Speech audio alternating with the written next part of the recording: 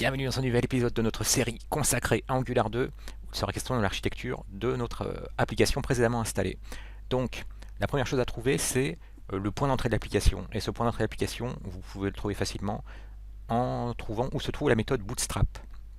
Alors, la méthode Bootstrap, ça n'a rien à voir avec Twitter Bootstrap, c'est une méthode fournie par les développeurs du framework Angular 2. Alors, pour disposer de cette méthode, il faut tout d'abord l'importer.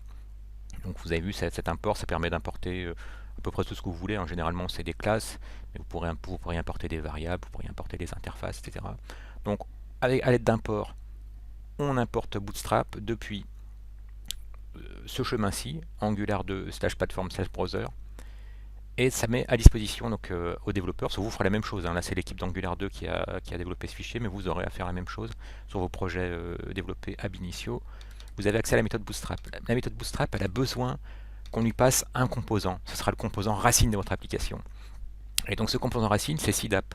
Et SIDAP, il faut également l'importer pour pouvoir le passer à Bootstrap. Et on l'importe de la même façon, à l'aide du mot-clé import, que là d'ouvrant de ferment de SIDAP. Depuis où Là, on voit que c'est un composant qui a été développé par les développeurs d'Angular Seed et pas par ceux d'Angular 2. Et puisqu'on voit que c'est un chemin relatif, là, avec le point slash. Et donc, on a un répertoire app qui comporte un fichier SIDAP. Alors, app SIDAP, le voilà notre répertoire app, SIDAP.ts. Alors, .ts, c'est parce que c'est du TypeScript. Donc, TypeScript, c'est un langage qui permet d'ajouter des fonctionnalités à JavaScript. En fait, notamment, on peut typer des variables, ce qui n'est pas le cas avec JavaScript. On a des interfaces, on a des génériques, etc. Mais on abordera la chose au fil de l'eau. Donc, si on récapitule, là, on est en train de bootstrapper à l'aide de ce composant SIDAP. Le deuxième paramètre, on le verra ultérieurement, c'est pour pouvoir ajouter des fonctionnalités à votre application qui seront disponibles dans tous les composants, quel que soit leur niveau, parce que vous allez vite vous rendre compte qu'une application Angular 2 est très hiérarchique, donc vous aurez des composants qui auront des enfants, qui auront des petits-enfants, qui auront des arrière-petits-enfants.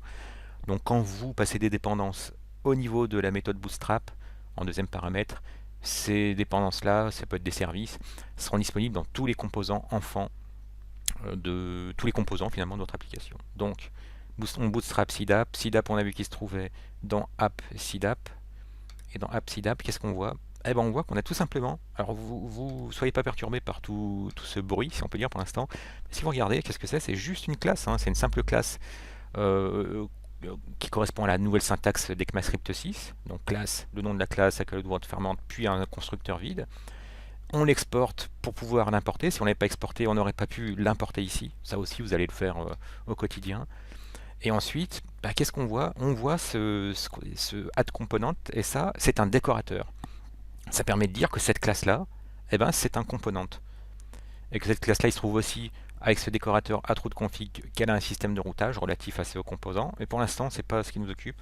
Je vais le supprimer juste pour que vous vous rendiez compte de ce que vous verrez le plus souvent. C'est des classes qui se verront décorées de ce add component qui ensuite est configuré à l'aide d'un objet JavaScript. Et ce add component qui est donc un décorateur qui rajoute en fait si on peut dire des fonctionnalités, des possibilités à votre classe, il est rendu disponible de nouveau grâce à un port. Vous avez vu cette logique, la syntaxe est perturbante au début, je ne peux pas nier la chose, mais très rapidement vous y ferez pour pouvoir disposer de ce décorateur, comme vous allez faire des dizaines de fois à l'avenir, vous faites un import du component avec les accolades ouvrantes fermentes depuis Angular 2 /core. Donc là on reconnaît aussi avec ce Angular 2 que c'est fourni par le framework Angular 2. On a d'autres choses fournies, on les verra plus tard. Je remets mon décorateur qui permet de faire du routage, on verra ça dans un autre épisode. Et ce qui nous intéresse ici, c'est que d'autres composants, il a ces propriétés-là qui apparaîtront très souvent dans vos propres développements. Il a un selector, seed-app, ce qui veut dire que quand vous voudrez utiliser ce composant, ce sera comme vous le faisiez avec les directives dans Angular 1 de type Element. Vous pourrez utiliser ce composant, l'ajouter à une page web simplement en tapant seed app. Donc c'est comme si vous aviez un nouveau tag HTML5, sauf que c'est quelque chose que vous aurez créé vous-même. Voilà. Donc ça vous permet de créer ce composant qui peut ensuite être utilisé dans une page web. Et là, comme ce composant, on sait que c'est le composant racine de l'application parce que c'est lui qui est bootstrappé. À l'aide de la méthode bootstrap, on passe seedapp. Donc on sait que si on cherche dans ce fichier HTML, hein, qui est à la racine également, il y a de fortes chances que ce soit lui qui utilise seedapp, et vous voyez, c'est le cas. Donc on l'utilise comme si c'était un composant HTML, sauf que HTML5, il n'a pas à ce jour de composant qui s'appelle seed-app. Donc un composant, bah, ça permet de créer, finalement d'enrichir les tags existants HTML5. Alors on voit également ces providers, ça permettra d'injecter des services.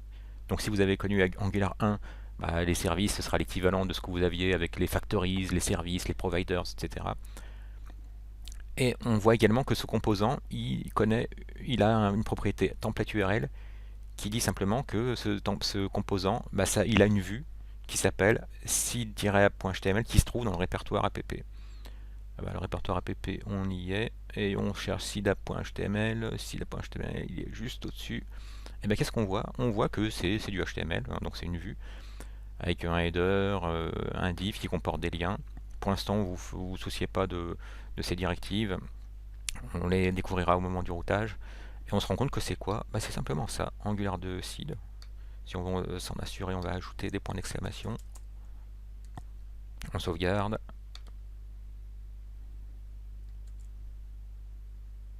Et vous avez vu. Et puis là, on reconnaît nos 3 liens qui correspondent à ces 3 liens. Donc ça, c'est la vue de notre component. Et ce component, il sait qu'il dispose de cette vue grâce à cette propriété selector. Et ensuite, la logique, elle sera fonctionnelle. En fait, il y aura une logique modulaire, parce que vous avez vu, là vous avez un répertoire components, il y a des chances que vous fassiez ensuite la même chose. Donc vous aurez un répertoire component qui comportera ensuite lui-même des répertoires, et ben, comme par hasard, regardez, about, home, about, GitHub repo, et là qu'est-ce qu'on voit? About, home, about, et puis il y a trois répertoires pour cette troisième page. Et on voit que par exemple le composant home, je regarde, donc ce sera celui-ci, home, ce répertoire home, et bien, il comporte tout ce qu'il faut pour créer votre page home, donc un fichier CSS, vide pour l'instant. Il comporte cet HTML, donc vous avez vu, home component et welcome to Angular Seed. Donc là, welcome to Angular Seed, home component, on voit bien que c'est également, comme on l'a vu à l'instant, un fichier HTML qui sert de vue. Et il sert de vue à quoi? Un autre component, ça va vous rappeler quelque chose. Alors, vous avez vu, regardez. Comme on l'a vu tout à l'heure, on fait un simple import de component from angular2/core. Vous allez le voir tellement souvent que ça va vraiment devenir une seconde nature. Et ce component, il est utilisé comme décorateur. Comme décorateur de quoi? De cette classe home qu'on exporte, donc export classe home. Et ce qui en fait un composant, ce qui fait que quelque part, vous avez home qui est utilisé, qui est injecté sous forme d'un tag HTML auquel vous êtes habitué, home/home. Et ça nous dit que son template URL est dans app components home, home.html, app components home, home.html, celui qu'on a vu à l'instant. Donc vous avez vu la logique. Dans Angular 2, vous allez créer énormément de composants. On a vu que le composant racine, c'est le composant qui est passé à la méthode bootstrap, seedapp en l'occurrence, mais dans vos applications, il s'appellera ce que vous voudrez. Bootstrap a été rendu disponible via un import. Notre composant racine, il a été importé également.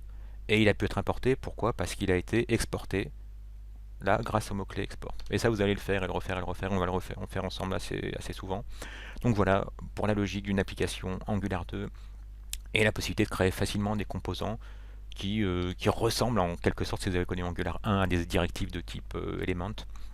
Mais c'est pas tout à fait le cas. Mais bon, on va essayer de plus réfléchir en tant que développeur Angular 1, on passe à Angular 2. Merci d'avoir suivi cette vidéo, et à bientôt.